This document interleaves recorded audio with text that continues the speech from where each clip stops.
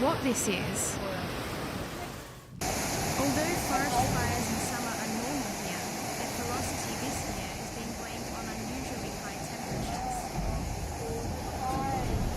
Along with smoke, they've also been spewing out record amounts of greenhouse gases. Scientists fear that this will further accelerate climate change in one of Earth's greenhouse gases. Scientists fear that this will further accelerate climate change in one of Earth's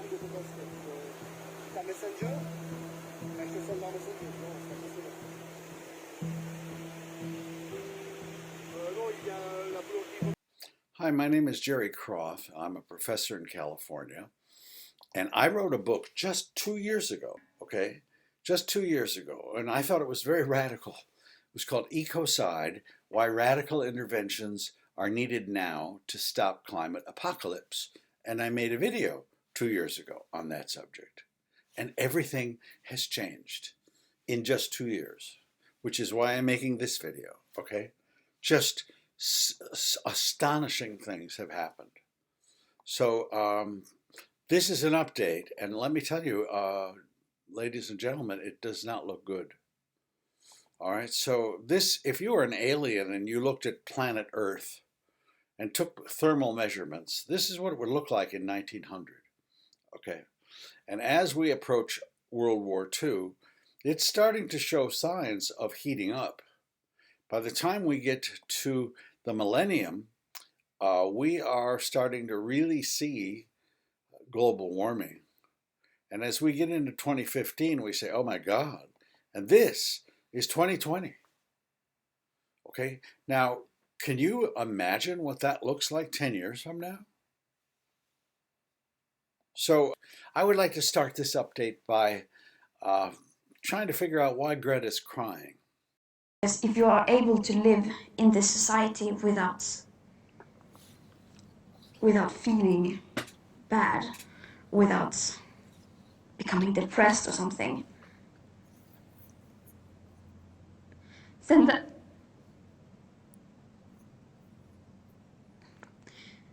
if you feel bad today, so many people are so sad and so depressed, but that's a good thing, because that means they still have empathy. So we're going to begin this by looking at the little lines going down on your lower left. Red line is a fluctuation of CO2 in parts per million, and the blue line is the annual average. So if you look at the Kyoto Accords in 1992, they happened at about 350 parts per million in CO2. And all the nations of the world, except George Bush, said, we're on board, we're going to do whatever we can. So that CO2 just keeps going up. So at around 375 parts per million, an organization was started called 350.org. Lots of publicity, well-known environmentalists involving, endorsing, subscribing, activism, bestsellers, and they said we need to get this down to 350 from 375. That was their hope. But CO2 keeps going up and up and up. So we get to not 2016, we're at about 400 parts per million.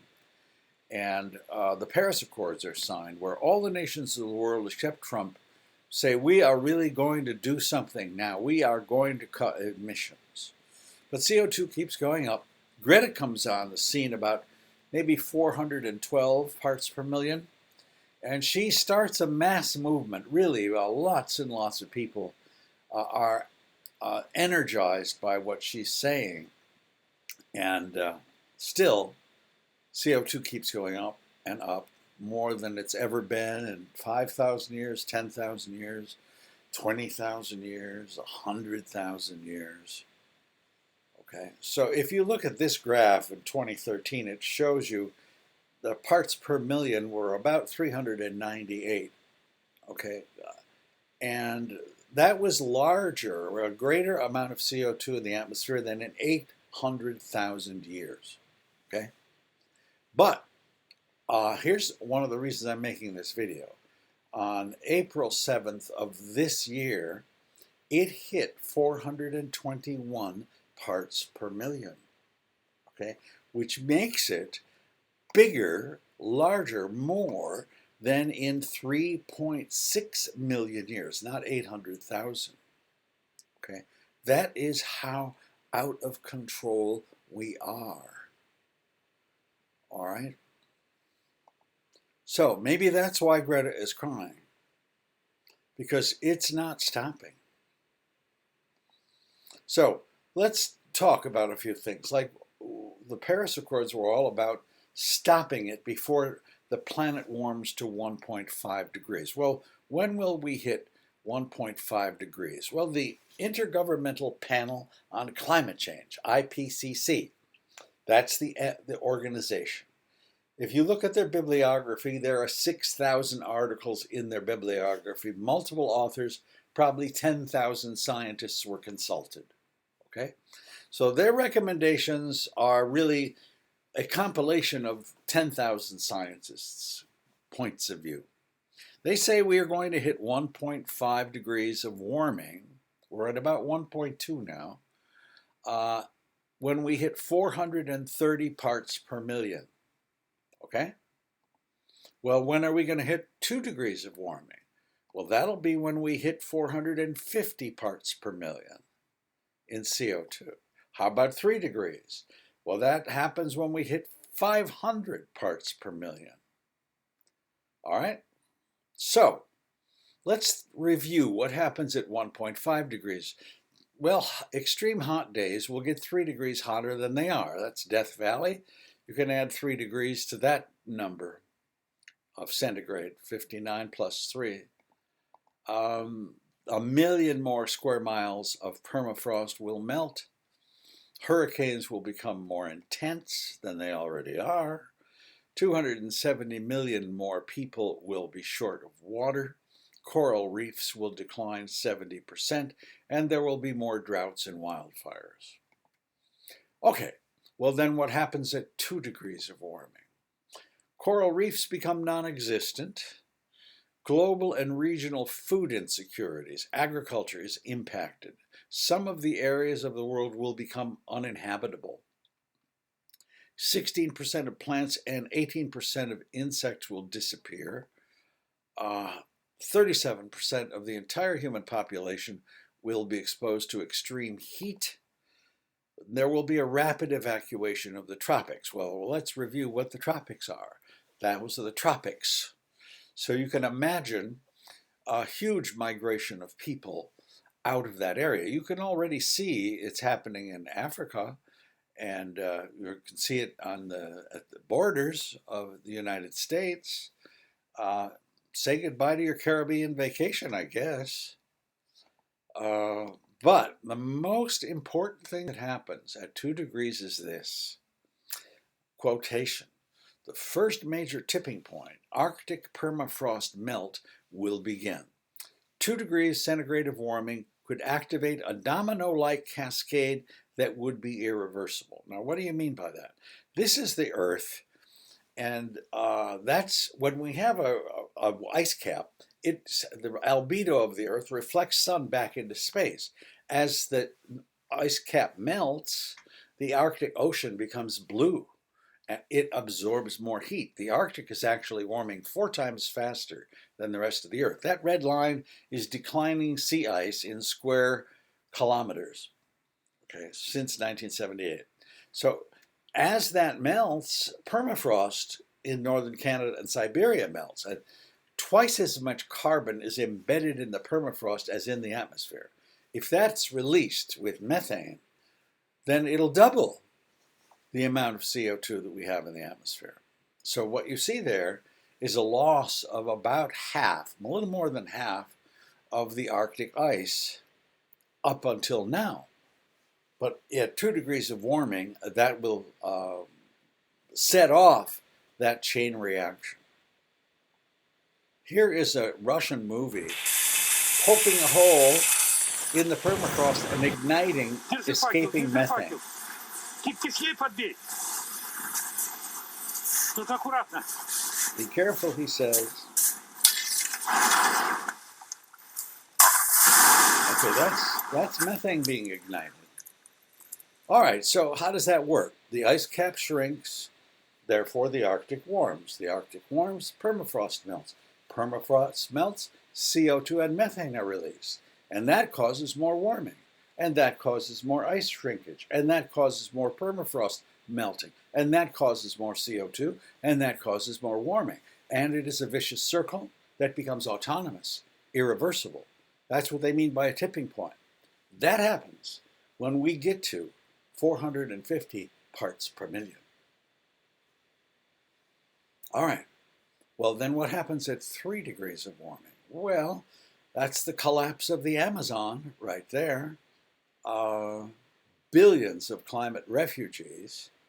And most importantly, 1 in 8 species will be facing extinction if we hit 3 degrees of warming. That is a critical number. So here comes the shock. And I told you this is going to be a toughie, so I hope you're ready for it. The Paris Accords were signed in 2016, saying we hope we're going to try our very best not to reach 430 parts per million and thus prevent 1.5 degrees of warming before 2030. That was the intent. And unfortunately, the reality is far different, which is what I'm going to present to you here. I'm a psychologist. I am not a climate scientist. I'm interested in collective insanity. I'm interested in people who are suffering from delusions, false beliefs, who are victims of propaganda, who generate propaganda, who are in denial, who are pretending. All of those things are related to the climate issue. But I am not a climate scientist. So my PhD is in psychology. So I have to check my numbers with climate scientists whenever I'm talking about parts per million. So I want you to know that I've been in touch with climate scientists and said, is this right? Is this right? Is this correct? Okay, this has been vetted. So let's take a look now at this data. We know that we hit 400 parts per billion in 2015. One scientist said you can't look at 421. You have to look at the annual average. Those are the numbers that were important. So the annual average was not 421 in 2020, it was 416. Okay? That was the annual average in parts per billion. And 1.5 degrees happens at 430 parts per million. Good. When is this going to happen?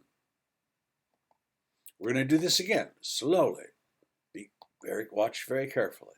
There's 400 parts per million in 2015. There's 416 parts per million in 2020. That means it is increasing 3.2 parts per million per year. Regardless of what we're doing or attempting to do, it's increasing at that level. So let's do the math.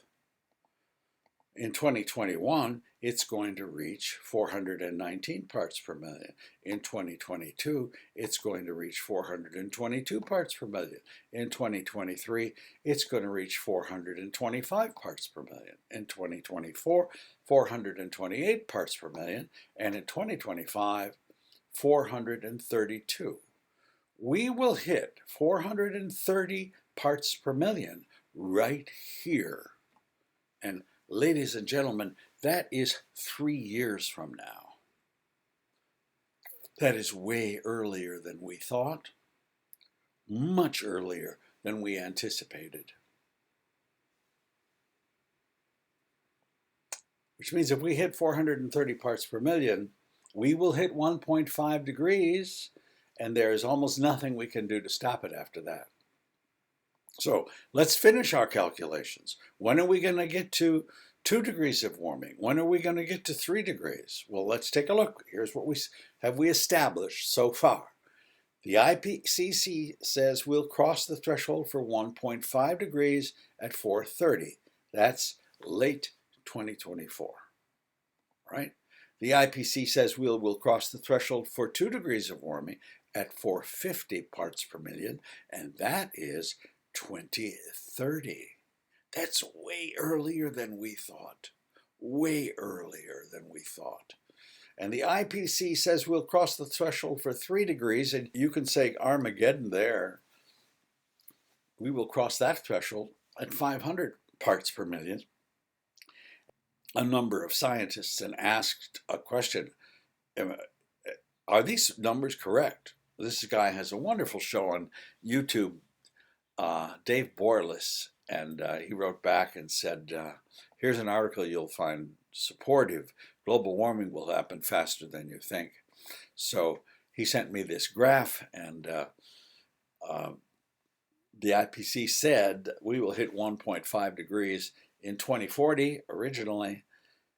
This article, refereed, peer-reviewed, said we will hit 1.5 degrees in 2030. And what I just told you is that we will hit 430 parts per million, which will eventually lead to 1.5 degrees in 2024. So do I sound hysterical? Warming is increasing beyond our wildest, most radical forecasts. So I want to check myself, and I ask another scientist, and here's what he said. If we keep on increasing our emissions, then yes, the budget for 1.5 or 2 degrees centigrade will be exhausted very quickly. So adding 3.2 parts per billion per year is likely as bad as you assume. That's why reducing emissions is so urgent.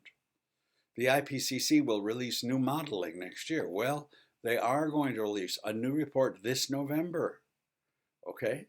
And nobody knows exactly what's in it. Some people have leaked information from it. They say it's very scary. They're revising their forecasts. We don't have as much time as we think.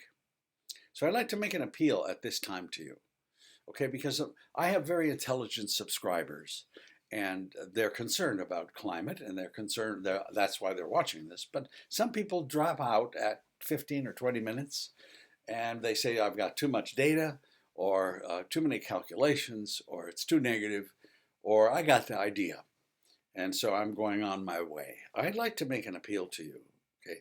This is your life. This is your children's future. This is about humanity's future. This is the biggest story of the 21st century. This is totally scary. We need to be on firm grounds factually before we go into the conclusions of this talk. So I hope you'll stick it out. It appears that we just lost 20 years of time that we thought we had, okay? We only have 8.5 years to solve this problem. More explanation, please. Okay, I'd like to talk to you about temperature. CO2 goes up, temperature goes up. They're correlated very closely, but not perfectly. When we get to 430 parts per million, we're going to hit 1.5 degrees, but there could be a lag. There could be a lag of a few years, and we need to talk about that, all right? So in summary, when we will hit 430 parts per million at our present rate in 2024, but we won't hit 1.5 degrees of warming until about 2031. There's a lag of 6 years between CO2 and temperature.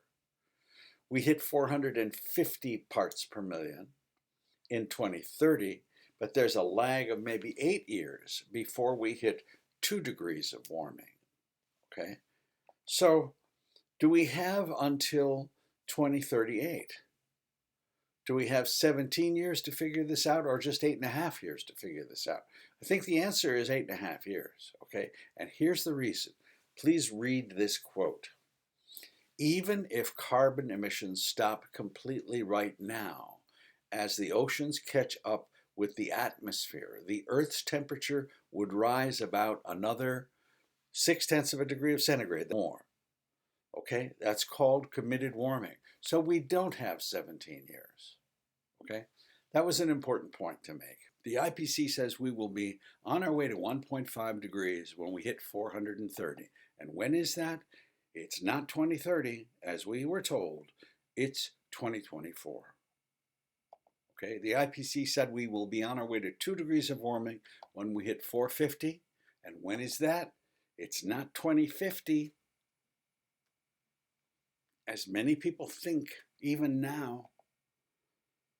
It will hit 450 in 2030. So let's just get a sense of how far from reality we are. This is a video that was made last year, and it's wrong. Emissions. We need to do more than that. To have a hope of limiting global warming to 1.5 degrees, we need to cut global emissions in half by 2030 and get to net zero by 2050. Okay, she says we need to cut emissions by half to keep under 1.5 degrees by 2030. That's wrong.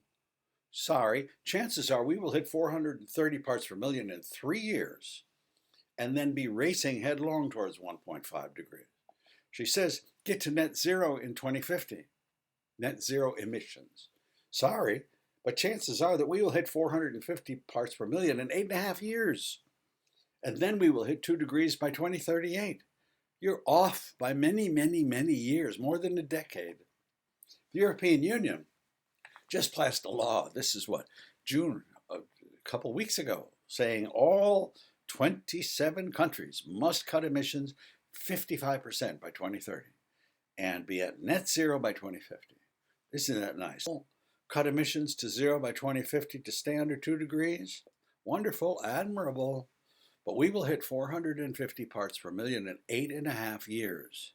And to avoid that, we need to be at net zero by 2030, not by 2050. So, is there debate? Is there a point? When is there a point of no return? Well, some people, if you look at the literature, it's all over the place. Some say we'll hit 2 degrees in 2060. Some say it's 2040. Some say it's 2035. Some say we already passed it, the point of no return. Let's start with the radicals. Guy McPherson, professor from Arizona, says we've already passed the point of no return. So on his website, there's a little panel that says, are you considering suicide? Call this number. Another professor in the Netherlands believes we've already passed the point of no return. So let's be a little more hopeful. Professor in the Netherlands says the point of no return is 2035. Article in the Yale Environmental Review says it's 2035. When they say point of no return, I think they mean that the tipping points will be breached, or at least the first one. Another professor from Oxford, 2035. The United Nations said that 2030 was the point where things become irreversible. So that clearly means we do not have until 2050. We don't have until 2040. We don't even have until 2035. We will hit 450 parts per million in 2030, and we have to stop it before it reaches that level. If not, we cascade into the first point of no return via committed warming. Okay, doesn't that all mean we have to be at net zero by 2030? Good question. I wrote for confirmation to another scientist to say, am I still on the right track here? Here's what he said. 2030 is indeed the date that is generally agreed now by the most major climate organizations, including the UN and the IPCC, as a sort of cutoff point. It is the date by which we will use up the existing global carbon budget of about 400 gigatons, based on our current consumption levels. So I do not think your calculations are in any way exaggerating the urgency of this predicament. Okay. Maybe that's why she's crying. So let's talk about tipping points first. So I made this climate model, an extremely basic climate model. Normally we think of climate change kind of like this. Add a bit of CO2, get a bit of heat. And that's true until a certain point, when a slight nudge can lead to drastic changes. This is the idea of a tipping point. Some of Earth's systems are teetering on the edge of major changes because of a heating planet. And if we nudge them past a certain point, they could change dramatically, regardless of what we do afterward. So here's a Swedish scientist who's basically confirming everything that we have talked about up to this point. We have now had 10 years of record-breaking climate extremes. Fires blaze in Australia, Siberia, California, and the Amazon. Floods in China, Bangladesh, and India. We're now enduring heat waves across the entire northern hemisphere. We risk crossing tipping points that shift the planet from being our best resilient friend, dampening our impacts, to start working against us, amplifying the heat. When my scientific colleagues summarized, about a decade ago, for the first time, the state of knowledge on climate tipping points, just one place had strong evidence that it was on a serious downward spiral: Arctic sea ice. Other tipping points were a long way off, 50 or 100 turns around the sun. Just last year, we revisited these systems, and I got the shock of my career. In Siberia, permafrost is now thawing at dramatic scales. Greenland is losing trillions of tons of ice and may be approaching a tipping point. The great forests of the north are burning with plumes of smoke the size of Europe. The Atlantic Ocean circulation is slowing. The Amazon rainforest is weakening and may start emitting carbon within 15 years. Half of the coral of the Great Barrier Reef has died. West Antarctica may have crossed a tipping point already today. And now, the most solid of glaciers on Earth, East Antarctica, parts of it are becoming unstable. 9 out of the 15 big biophysical systems that regulate climate are now on the move, showing worrying signs of decline and potentially approaching tipping points. The next 10 years, to 2030, must see the most profound transformation the world has ever known. The Green New Deal, which was done a couple years ago, was considered so radical, so impractical. It said we have to get to net zero by 2030. It's actually correct. It may be radical, but it's true. So how far from reality are we? Here's Dianne Feinstein scolding children who want to support the Green New Deal. We're asking for the new Green Deal. And we're trying to present this letter that we've made to Senator Feinstein. We are trying to ask you to vote yes on the Green New Deal. Okay, I'll tell you what. We have our own Green New Deal piece of legislation. Well, we're trying to promote the Green New Deal. Well, there are reasons why I can't, because there's no way to pay for it. Yes, there is. That's we the have big tons of reason. money going to the military. A lot of it is going to the military. But we have come to a point where our Earth is dying, literally, and it is going to be a pricey and ambitious plan that is needed to deal with the magnitude of that issue. And so we're here asking you to vote yes on the resolution for the Green New Deal, because that is the only That resolution will not pass the Senate, and you can take that back to whoever sent you here. Some scientists said that we have 12 years to turn this around. Well, it's not going to get turned around in 10 years. So the Green New Deal proposed cutting emissions 100% by 2030. Diane's Green New Deal proposed cutting emissions 30% by 2030. Good luck, Diane. So, tipping point, not 2045, not 2035, not 2034. It will hit 450 if we continue this way in 2030, and there's no stopping 2 degrees of warming after that. In other words, we have 8.5 years to stop it, and that's why I'm making this video and revising everything I've said up to now, because this is a genuine, bona fide planetary emergency. Okay? More about the dreamland that we're living in. Okay? But, you say, what about all those inventions? What about optimism? What about hope? What about all those mitigation strategies? What about the innovations we keep reading about? What about those?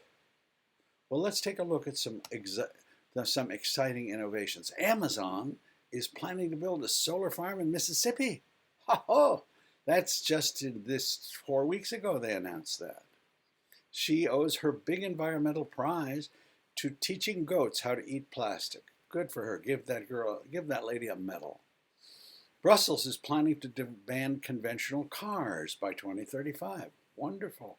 New Mexico's largest solar project is underway. Denmark is mapping the seas to make a wind farm.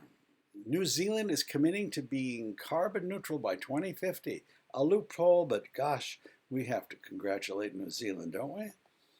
Bill Gates and Warren Buffett are going to build a nuclear power plant and show that it demonstrate that it could help us. China is pledging to become carbon neutral by 2060. Oh gosh, China, how grateful we are. And there's Tim Cook standing on the world's most sustainable office building, Apple Computer. I wonder what Greta has to say about all this. End of my talk.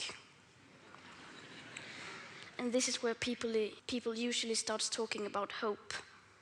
Solar panels, wind power, circular economy, and so on. But I'm not going to do that. We've had 30 years of pep talking and selling positive ideas. And I'm sorry, but it doesn't work.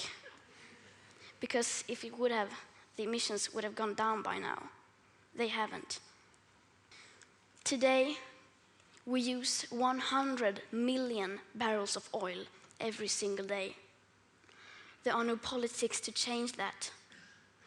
There are no rules to keep that oil in the ground. So we can't save the world by playing by the rules, because the rules have to be changed.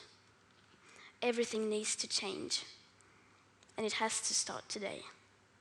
Thank you. So you are kind of a sane person in an insane world. If you're watching this video, you care about global warming.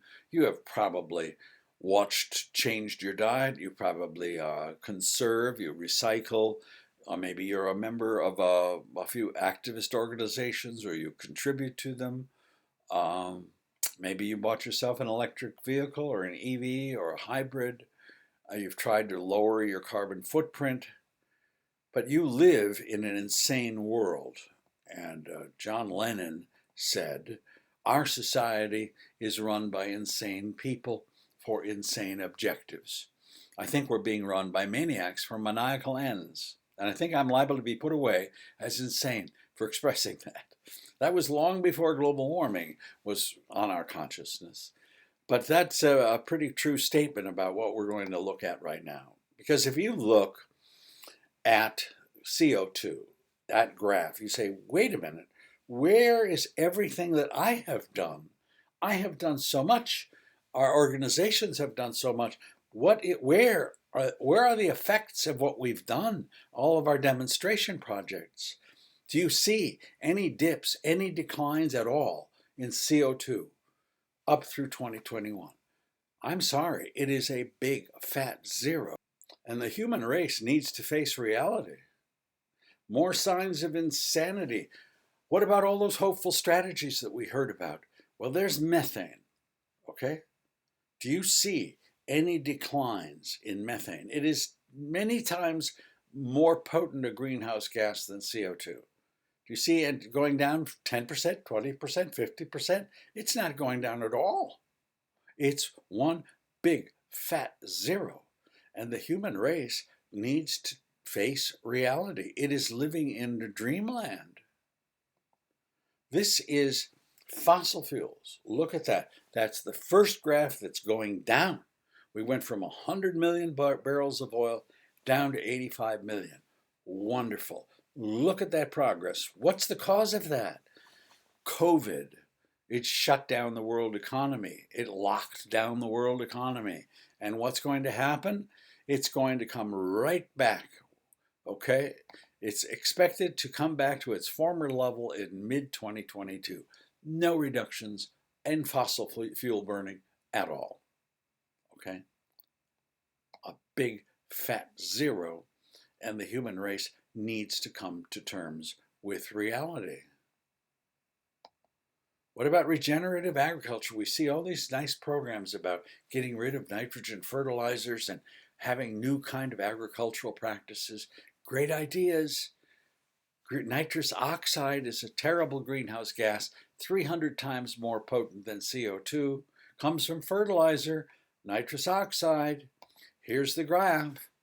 Do you see any dips, any changes, bending the curve, something?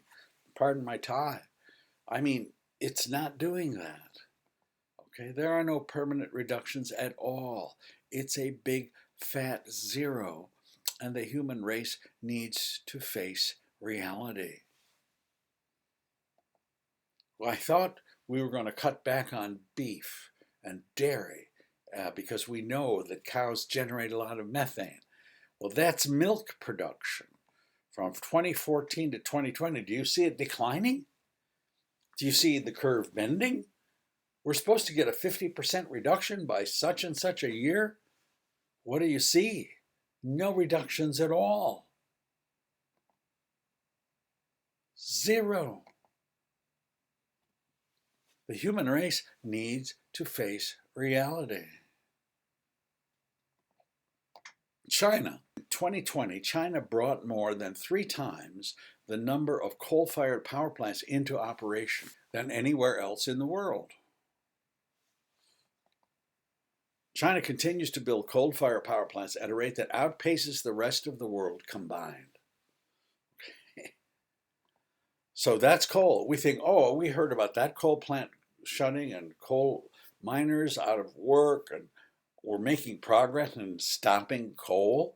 Are we really? Look at that graph. That's through 2025. Do you see any dips or declines even with coal? I'm sorry. Big fat zero again. Human race needs to face reality. We're not making any progress. I don't want you to be hopeful. I want you to panic.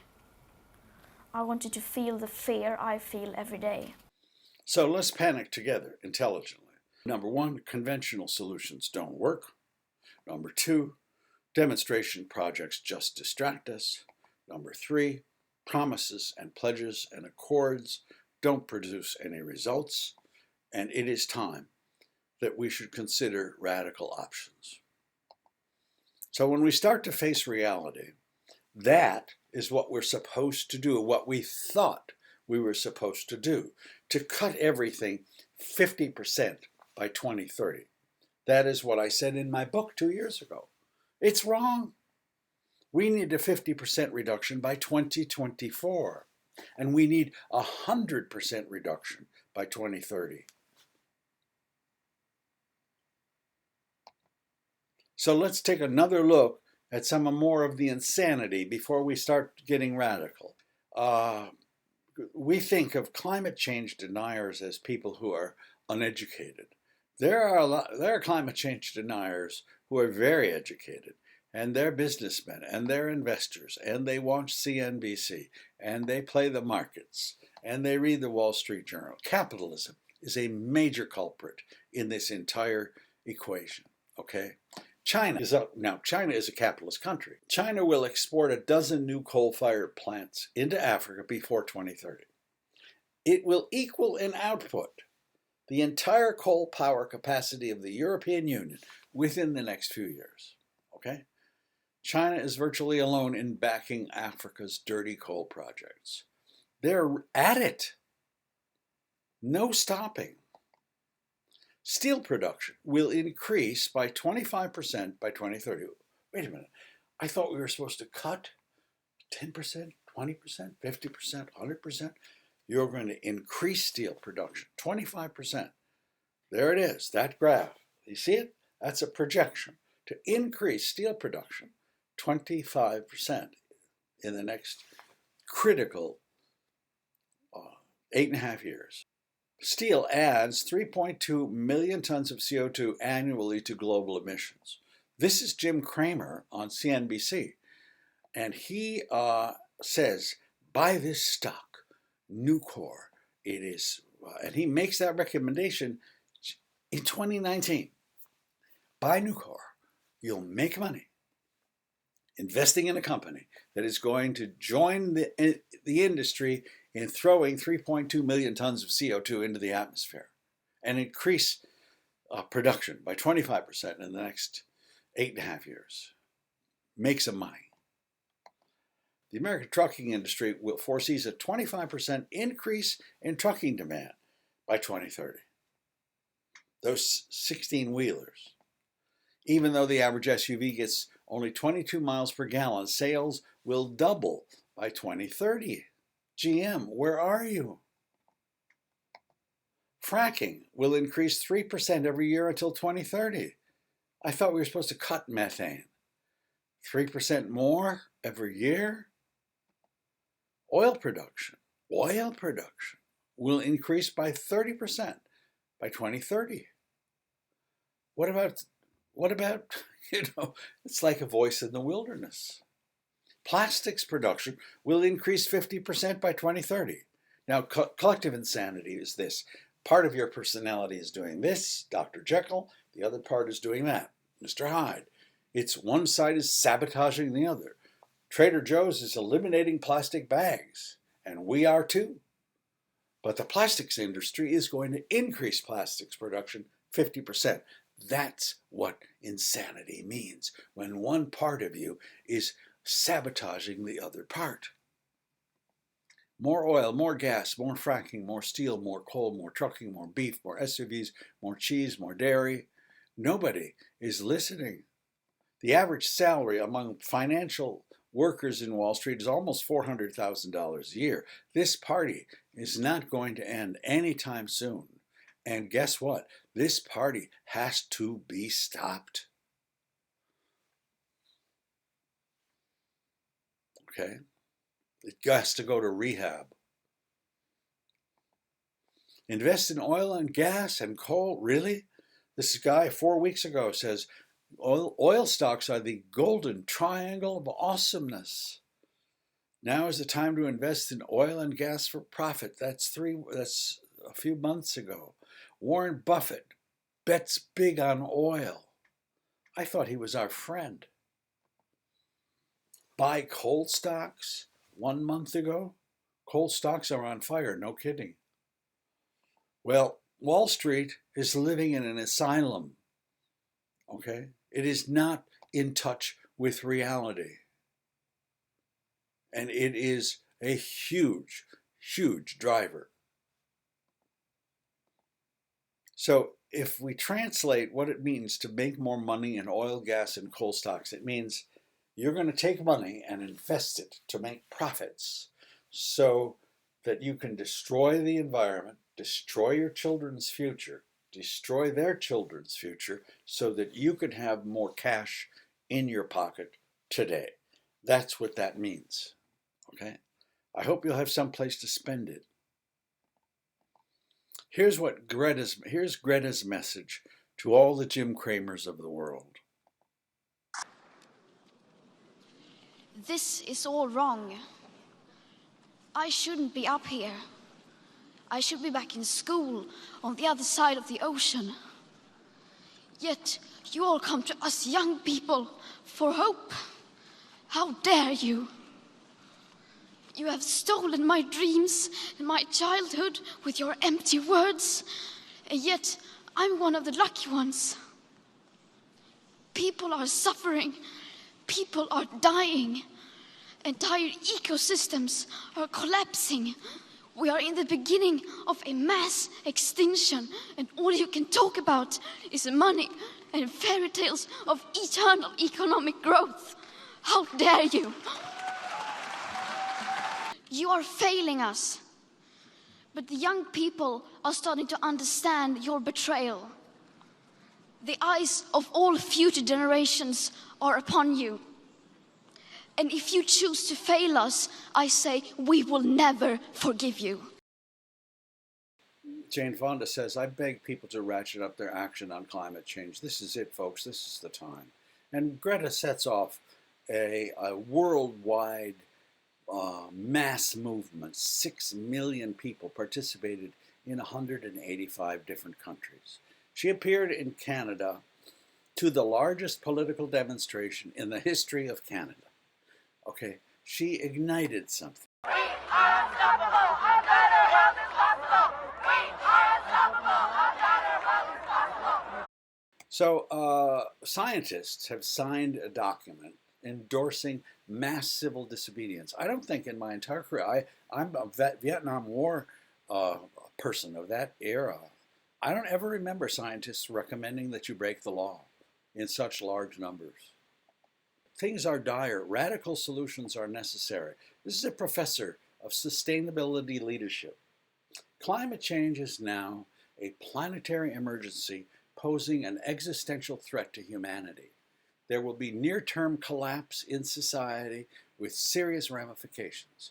Catastrophe is probable and extinction is possible. Bill McGibbon, if we don't act quickly and on a global scale, then the problem will literally become insoluble. Angela Merkel got all dressed up on New Year's Eve and people thought she's going to say Happy New Year. She addressed the nation and she said, climate change is real and dangerous. 11,000 scientists worldwide said we face a catastrophic threat to humanity. And just a week ago, that number goes up to 14,000 scientists. So isn't it time for more radical remedies?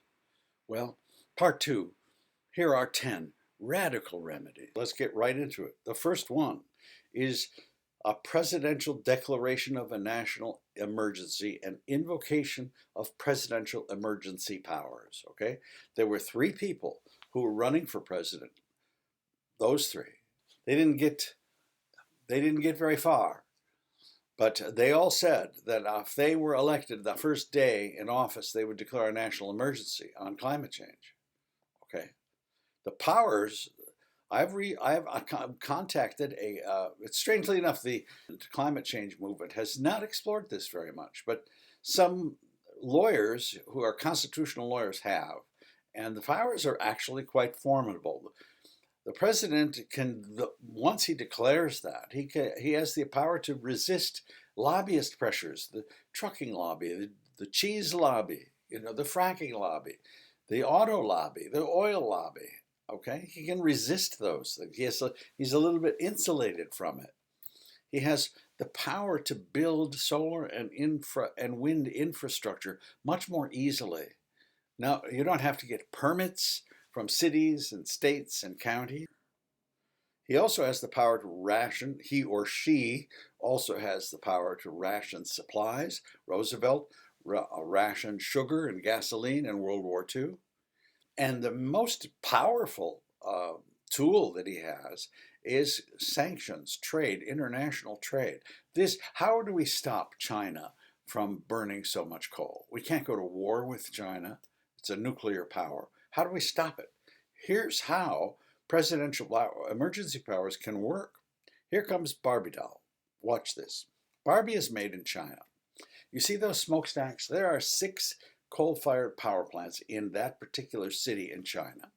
And they manufacture a lot of things, one of which is they manufacture Barbie. Barbie is made there. She gets on a diesel truck. China has 10 million diesel trucks that burn a form of diesel fuel that throws black soot up into the atmosphere far more than Western diesel fuel.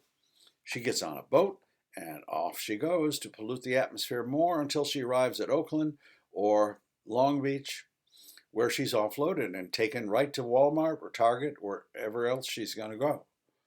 One Barbie is sold, I think, every 8 seconds in this world. Now, the president can say, we're putting embargoes and tariffs on any country that manufactures products that they are selling to us that come from coal-fired power plants. He can give China 2 or 3 years to retool. But to say there, we will purchase no goods that are made by cities and factories where coal is the energy supplier. Okay? Now, the United States has sanctions on 29 countries in the world. It has nothing to do with climate change. It has a lot to do with hegemony and the military-industrial complex, but nothing to do with climate change. But it could. So if China says, oh, we don't care, we'll sell Barbie to Mexico. You can't stop us. We don't need to change our infrastructure and get rid of our coal-fired power plants. Well, the United States is the largest economy in the world. It can also say, we sanction third parties that do business with China. If Mexico decides to purchase Barbies from China, we can say we're not going to trade with Mexico either. Do you remember there was a French bank that did business with Iran. What business is it of ours that a French bank is doing business with Iran? We sanctioned it, we fined it, and they had to pay a fine to us. So the president does have incredible powers here. He also has the power to build out massive infrastructure. Do you remember Trump ordered General Motors to make ventilators? Well, he could also order cities and counties to suspend their permitting regulations so that wind generation and solar farms can be built. Here are two leaders in the climate change movement who talk about how we need to mobilize like we mobilized in World War II. The economic historians remind us that even though we give FDR and the New Deal the credit for ending the Great Depression, what really ended it was World War II, when we mobilized for a great national effort in which the survival of our country and our values was deemed to be at stake. And when we decided to act, then we put people to work and the economy started booming like never before. Well, this time the threat is different, and it doesn't trigger the ancient reflexes we inherited from our ancestors when they were attacked by other humans with weapons, but it is nonetheless a threat to our survival. This stuff is no joke. That come after us are looking up, and we're like, the world is going to end in 12 years if we don't address climate change. And your biggest issue is your biggest issue is how are we going to pay for it? And like, this is the war. This is our World War II. So the man who came up with that analogy really is Lester Brown, a really, really wonderful environmentalist. Wrote quite a number of very powerful books. And he said, you know, in the United States in World War II, we stopped manufacturing cars. We made 50,000 tanks and 256,000 airplanes in the space of like 3 years. So wartime mobilization is called for, is necessary, and it can accomplish a great deal. So the president could begin a massive development of solar and wind farms. Burning fossil fuel constitutes 92% of all greenhouse gases, and solar farms are less expensive in their lifetime than building coal-fired power plants. Okay? So what we need is 21,000 square miles to power the US. The world needs 191,000 square miles of solar farms. Okay. In my other book, or in my prior presentation, it said, well, the good news is that if we're going to get a 50% cut, we only need 95,000 square miles to get a 50% reduction globally. Half the size of Spain by 2030. Well, this has to be revised because of this new information. Half the size of Spain, not by 2030, but by 2024. 3 years. It's got to start now. That's where it begins in the United States. It's called the blue square. In Europe, the middle square would power the entire European Union. But wind power also can supplement solar power. Wind turbines are cheaper than coal, gas, and nuclear, and they are 70% more efficient if they're offshore. Not every country can do that. Not every country has the wind, but many countries do. So you'd need about 4 million wind turbines to power the world, 2 million to get a 50% reduction, and less than that if you're complementing that with solar. Now there are other conventional remedies that actually work. Carbon taxes work, but people don't like them. In Australia and France, they protested. Conservation really works, but it's one thing to ask an American to go to Starbucks and please use a metal straw instead of a plastic straw. But more than half of people in the world earn less than $5 a day. So it's very difficult for them to voluntarily conserve, which leads to a radical remedy called rationing.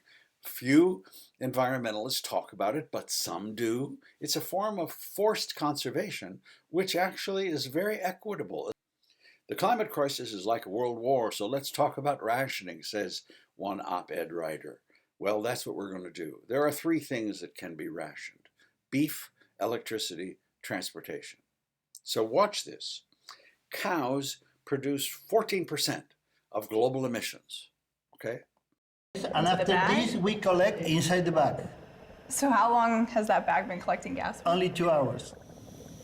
Methane is something like 22 times more potent as a climate-changing gas than is CO2, so it doesn't take very much methane to make a difference. A cow can basically fill up a 55-gallon garbage bag full of methane every day. One cow's not a problem, but now we have 1.5 billion of them. And it's an incredibly inefficient way of producing food. 3/4 of agricultural land is used just to feed livestock. When you factor in everything, the clearing of the land for grazing, feeding, transporting, livestock causes more greenhouse gases than all the direct emissions from the entire transportation sector. So the major beef eaters in the world are the US, Canada, Argentina, Australia, and New Zealand. Average American eats 800 hamburgers per year. The US is 4th in the world in per capita beef consumption. China's only 47, Japan 28. Okay, now, what if you did 50% rationing of beef? Okay, instead of, some people say, well, raise the price of beef. Sure, the rich have to pay more, the poor don't even get beef. By rationing, everybody gets the same amount. It's a very equitable way of dealing with this problem. An American at 50% rationing would still have enough for 1 hamburger a day. Okay, cutting beef consumption by half would produce a 7% reduction in global emissions. That's amazing. Rationing electricity. Electricity is 25% of global emissions. Cut it in half, you save 12.5% of that 50% target. Okay? Now here is, the average American home is now 1,000 square feet larger than it was in 1973. We have the same size family. Our families didn't get bigger, our houses got bigger. Okay? So if you ration electricity to the median, the average American household uses 911 kilowatts per month. If you said, okay, that's the ceiling, not the middle. That's the ceiling. No one can use more than that. Well, a house on your left is a typical American house. All right? And they wouldn't have any problems, nor would the poor. That's how much electricity they use anyway. The house on the right has, 3 flat screen televisions, 4 air conditioners, 1 hot tub pump, 1 pool pump. If they're going to go dark after 911 kilowatt hours, they're going to have to shut off a few air conditioners and televisions to make it through to the end of the month. Transportation is a tough one. Okay, those cars, the white lights, that's the Los Angeles freeway on Thanksgiving. The white lights are coming toward you. The red lights are going away from you. Americans burn 391 million gallons of gasoline every single day. All right. How do you cut that in half? That's a tough one. So, cars and trucks account for 20% of all U.S. emissions. The average car in the United States gets 24 miles a gallon. So, if you want to cut things in half, you have to double that to 50 miles a gallon. Right? The average truck gets 13 to 19 miles per gallon, and the average 16-wheeler gets 6 miles per gallon. We have to make the changes. Okay, globally, we burn 100 million barrels of oil every day. We have 1 billion cars on the road, and we're making 83 million new ones every year. Transportation is 14% of all emissions globally. So, if you look at our old graph, you see the old graph that we put in the earlier about fossil fuels, you can see that they went down 15% in 1 year. That was because of COVID. Okay? Rationing, like in World War II, we would have to pull that down 15% every year until we got to a 50% level. Okay? Not come back up, but keep going, which means driving less, not traveling very much, cutting back. So the ration would be this. The average American uses 54 gallons of gasoline per month, and gradually we'd come down year after year after year to a maximum of 27 gallons per month, which means you're going to say, well, we're going to have to get a different car. And the government needs to give incentives to remove existing cars. The average age is 12 years. We need to move into more efficient cars. There are 13-mile models now that get 50 miles a gallon. By 2025, they expect to have 120 models. The government needs to facilitate people getting rid of their old cars, not selling them, destroying them, and building up a whole new fleet of cars.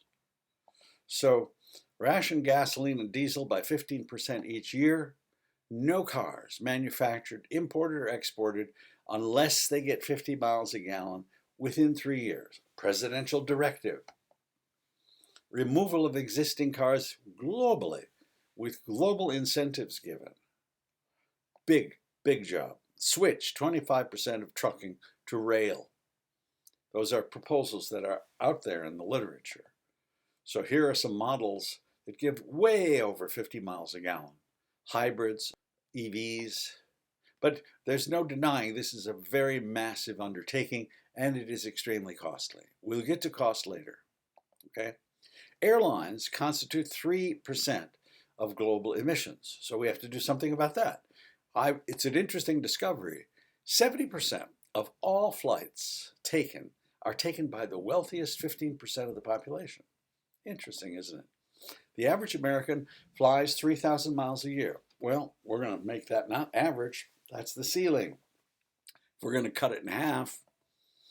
So the average American would be having a ration card, kind of like frequent flyer miles in reverse.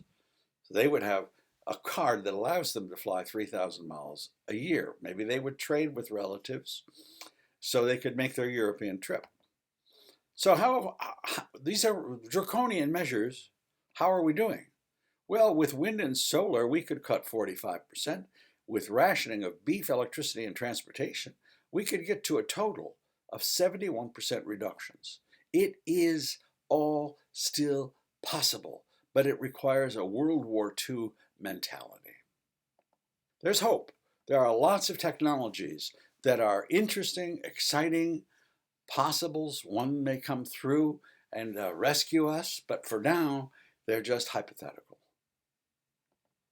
Now, there are other kinds of emissions that we need to look at, that we need to cut future emissions, things that have to be stopped. One is called deforestation.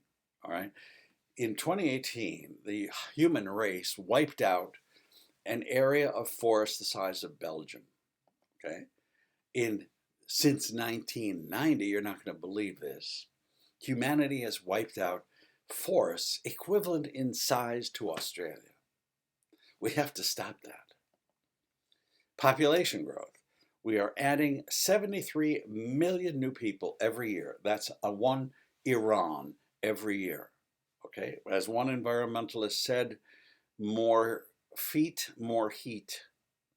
So the best way to do that is to start a global contraception initiative with what is called the contraceptive implant. It is popular, it is inexpensive, and it works. A third issue is wildfires. When they ignite, they send CO2 into the atmosphere. We need to stop the wildfires. They're raging as I speak. There are 5 times more wildfires in 2019 than in 2018, and twice as many acres were burned in 2020 than in 2019. We have to put the fires out. Now, here comes the most radical recommendation in my pantheon of recommendations. The UN occupation of the Amazon basin. The Amazon rainforest is about to cross an irreversible threshold that will turn it into a savanna, top scientists say. One Harvard professor just rather modestly said, "It's only a matter of time until major powers try to stop climate change by any means necessary." Whoa, getting dangerous. Way to clear land. And in August 2019, over 30,000 fires were burning in the Amazon, 3 times as many as August 2018. Many set illegally by ranchers, farmers, and landowners, emboldened by the government's new stance on the Amazon. But this time, the Amazon is unlikely to survive another wave of deforestation.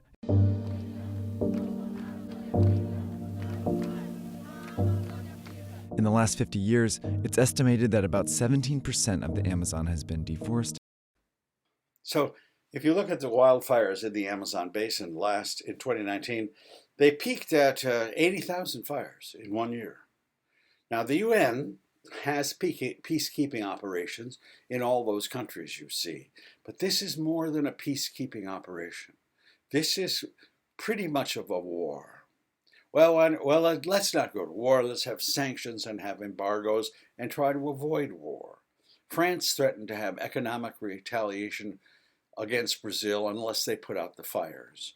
Ireland said they're going to block a trade deal with Brazil if it kept the fires raging. The Prime Minister Boris Johnson in England said it's an international crisis. Angela Merkel said those fires are an acute emergency for the whole world.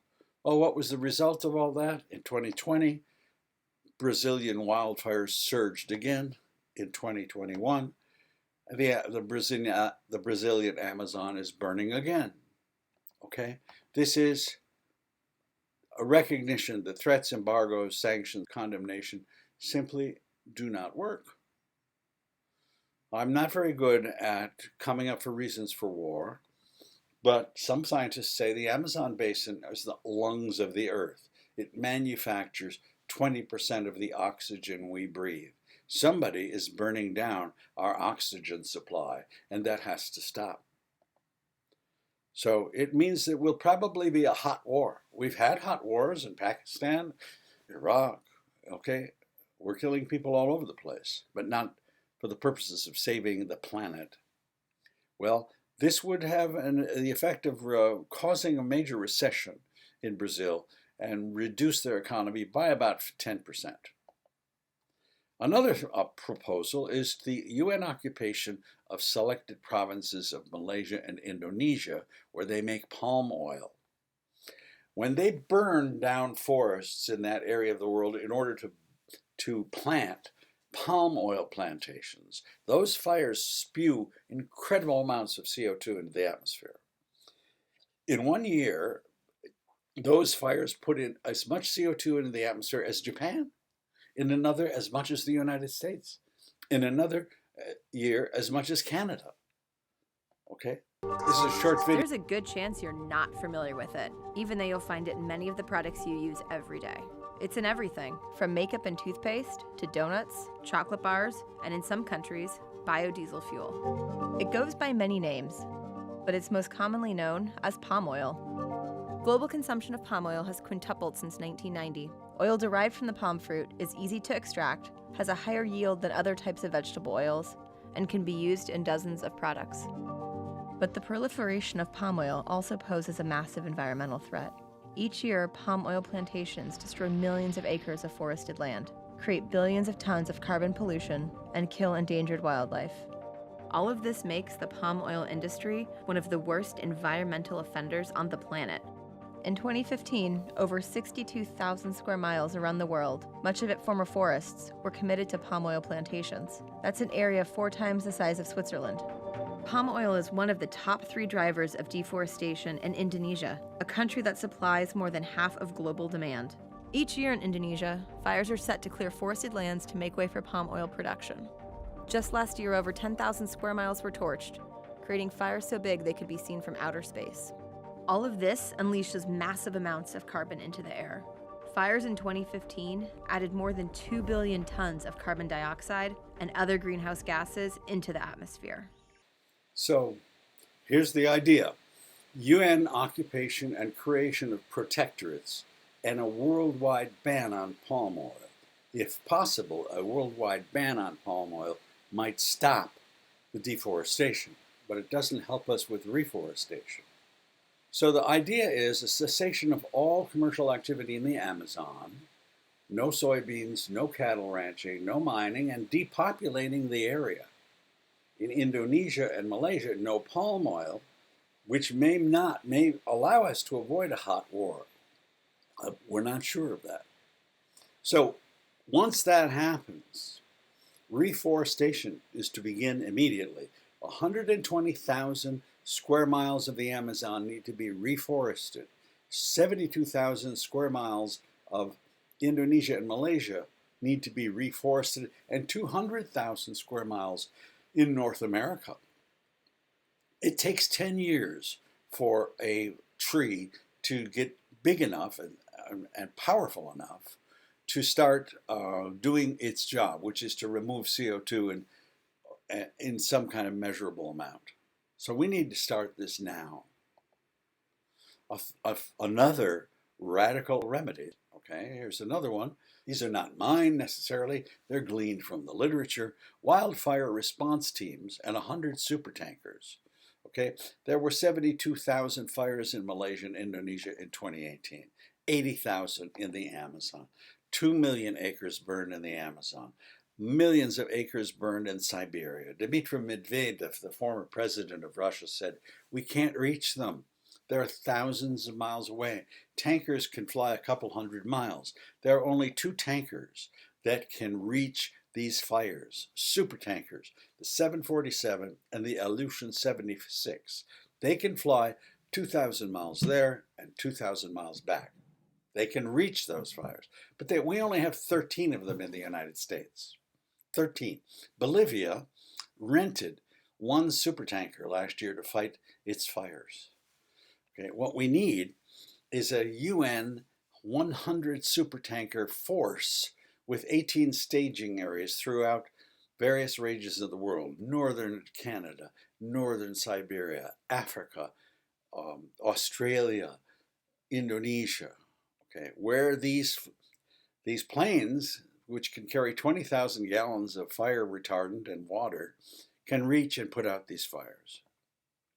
In Australia last year, there were such huge fires that an area the size of South Korea burned down. And there was a petition going around in Australia, maybe we should use a 747 to get to these fires. That's the idea, but not one. We need to have a tanker force that can reach these quickly and put them out. Another recommendation is to ban all fracking. After all, we actually stopped methane for about 10 years. In 2000, methane going into the atmosphere flattened out until the United States came up with the idea of fracking. We increased methane production into the atmosphere, and 80% of the increase in methane comes from the United States fracking industry. I don't have to explain to anyone here that the growing body of evidence tells us that fracking is a danger to the air we breathe and can cause lung cancer. It has resulted in more earthquakes, it is highly explosive, and it is contributing to climate change. So here are the 10 radical remedies.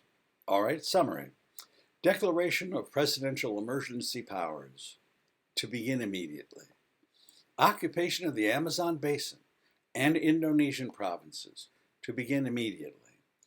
Reforestation of the Amazon and Indonesian provinces and Malaysian provinces and North America to begin immediately. United Nations Wildfire Air Tanker Force to begin immediately. Worldwide ban on fracking to begin immediately. Construction of 91,000 square miles of solar farms and or wind farm equivalents to begin immediately.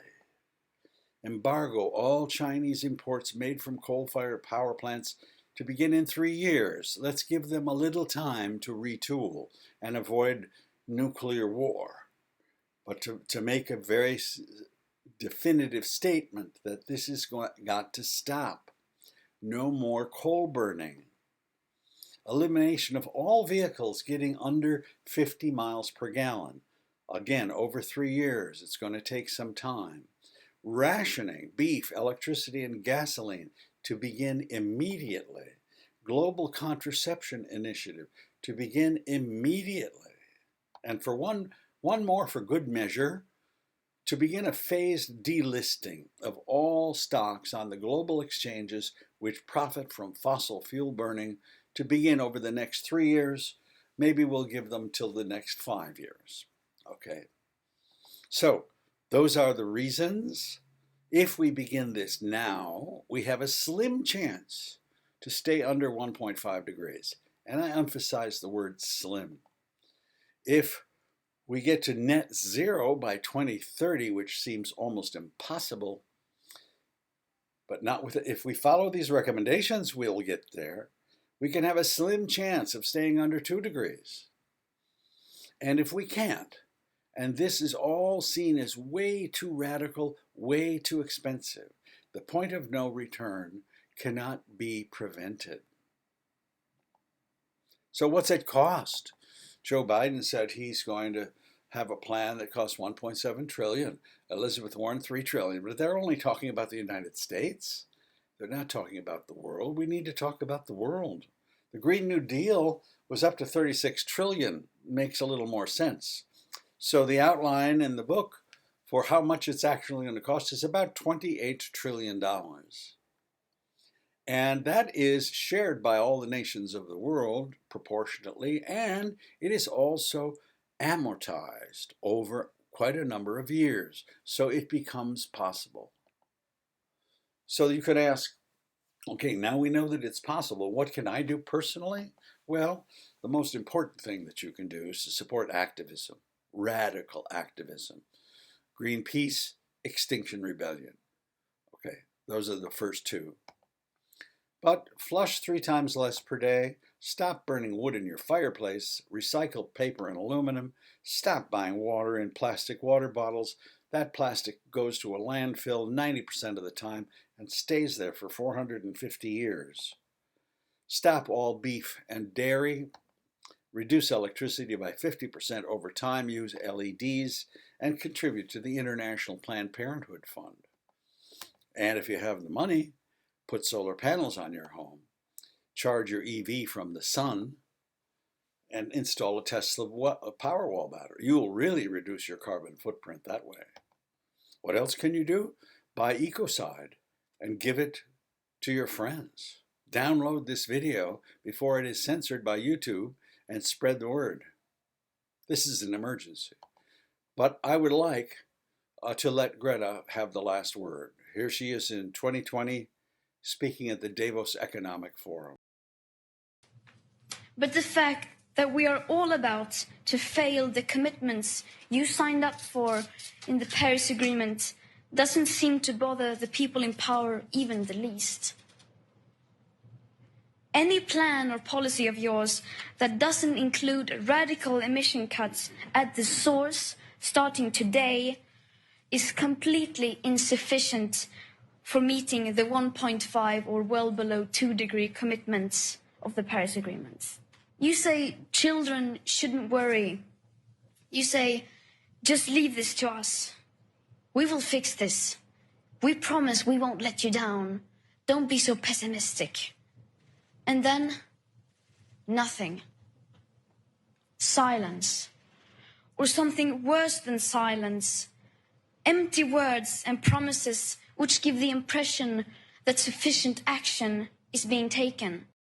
We demand at this year's World Economic Forum participants from all companies, banks, institutions and governments immediately halt all investments in fossil fuel exploration and extraction, immediately end all fossil fuel subsidies, and immediately and completely divest from fossil fuels.